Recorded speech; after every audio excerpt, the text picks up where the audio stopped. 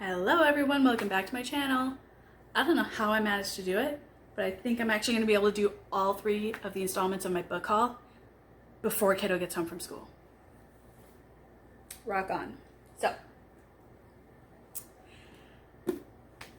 this is a spin-off series from one of the MC series that I have read and thoroughly enjoyed. I do not have the books for that series. I do need to work on being able to cut and paste images into a corner of the screen so that I can just cut and paste the image for some of my Kindle books, because I have a lot of really good ones that would be really great. Unfortunately, they're not in mainstream bookstores all the time. They're a little bit more niche because a lot of them are independent authors.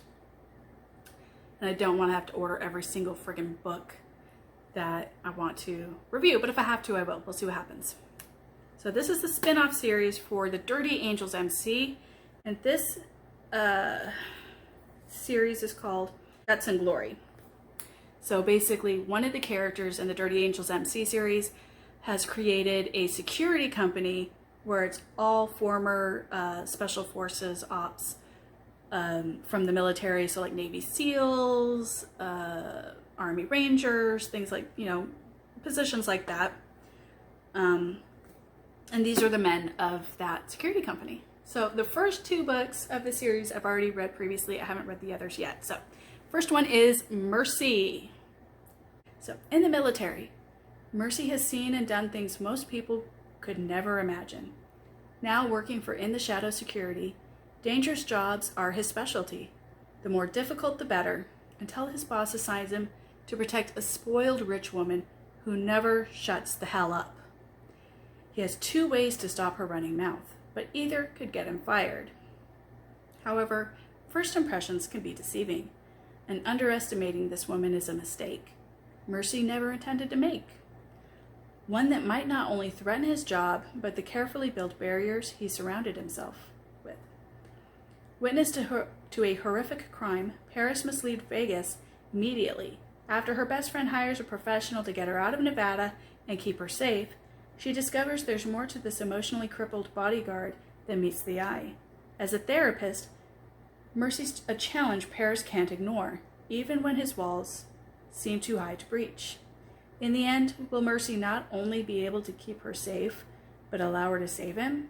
Or will he let the woman who's become his addiction simply walk away? Now, I want to point out one thing, and it'll kind of help, I think, to set the tone on this. The reason why the name of the book is Mercy is because that is his nickname. And it is his nickname because he shows no mercy. So I think that will kind of give you an idea of how rough Mercy is. So the next one, the next installment in Guts and Glory is Ryder. Former Special Forces operator Ryder has never backed down from an assignment. And he'll be damned if he lets a blonde-haired, smart-mouthed pain in the A destroy that record. She's going to get her life together, even if he has to drag her kicking and screaming to do so. And he's not opposed to using a firm hand to yank her from the darkness back into the light. MC born and bred, Kelsey is a one-way path to rock bottom. Determined to forget the horrible truths revealed about the man who fathered her, she's drowning in a sea of booze, drugs, and meaningless hookups. She has no desire to be saved, especially not by a bossy former Army Ranger with deep green eyes and a sexy southern twang. Being locked away at his cabin, cut off from the outside world, deep buried secrets are rising to the surface, and lines between them are starting to blur. The road to redemption is paved with heartache, though, and while Ryder wants to save her from the demons that haunt her, he's not sure if it's worth the risk of losing himself or his heart in the process. But in the end, will Kelsey finally learn to save herself? When I get to this review, if I haven't done any of the Dirty Angels MC reviews, I will have to put disclaimers on there because it is one of the characters from the Dirty Angels MC. Obviously she's not an actual club member, but she is a family member of a club member, So, book 3 in Guts and Glory is Hunter. So it says, for Hunter, what should be an easy job of finding another veteran's long-lost brother has turned up nothing but dead ends. Even worse, it uncovered problems his team thought had long since been buried, down to his last lead. but he tracks down a woman who has his protective instincts kicking in for reasons he can't fully understand. While her expressive dark eyes and generous curves catch his attention, it's her fiery temper that holds it. Back in her hometown, hiding from a man who almost destroyed her life, Frankie's thrown off guard when a bossy, bearded stranger shows up looking for information on the biker she'd rather forget. And he's not taking no for an answer. With more to protect than herself now, she knows firsthand what can happen when you place your trust in the wrong person. But something about the former Green Beret has her not only letting him into her home, but also her heart. Hunter's determined to complete his mission and keep Frankie safe, no matter the cost, though he didn't expect that cost to also involve his heart. I think I read this one also. Oh man. Book 4 is Walker. I like the fact that these all have different colors. Kind of like River Savage's books from the Knights Rebels MC. It's kind of fun. Walker's been living life by this motto since the age of 21, when the girl he planned his future with shattered his heart. Alright, hold on, where's the saying though? You can be down and give up, or you can rise and keep going. Sorry. I had to find what the quote was because I couldn't figure out what the reference was. So let's start again. You can be down and give up, or you can rise and keep going. Walker's been living life by this motto since the age of 20, when the girl he planned his future with shattered his heart and left a hole in his soul. His time in the military and current job at the Shadow Security have kept him moving, but he's always felt the ache for that loss. From the outside, Ellie McCaster has led a seemingly perfect life. Big house, rich, adoring husband, fancy cars, but it's all been a huge lie. One that started 19 years ago when she walked away from her first love and the boy who stole her heart. Now time has run out for her, and with nowhere to go and nothing left to lose, she'll have to face down the pain of the past in hopes of saving her future.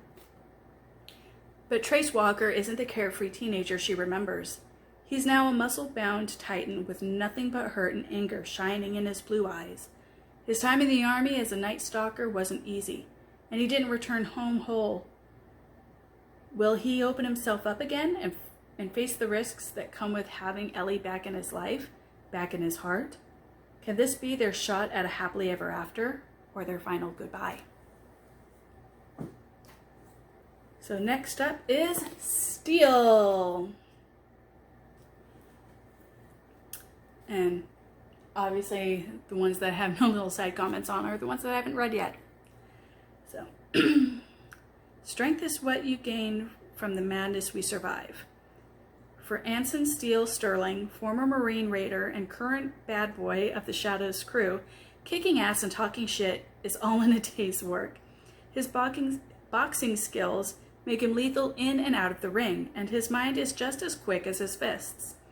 When an assignment has him heading out to Nevada, he's prepared for boredom. After all, how hard can protecting one female athlete from a stalker be?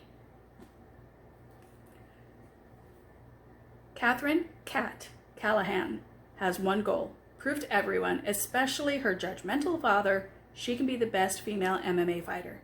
She's more than capable of defending herself and doesn't need a hulked-out alpha-hole bodyguard with a sharp tongue and a surly attitude, shadowing her every move. With the biggest match of her career right around the corner, one crazy stalker's not going to bring her down. The pint-sized fighter fascinates Steele. With her striking amber eyes and honed physique, the attraction is immediate. It's her grit and her determination that really gets his blood pumping. He's ready to go a few rounds if it means seeing her worked up. But Kat needs to remain focused on her goals, and Steele isn't making that easy. Can their mutual passion and stubborn attitudes make them the perfect team, or will they remain the opposite corners, forever fighting alone?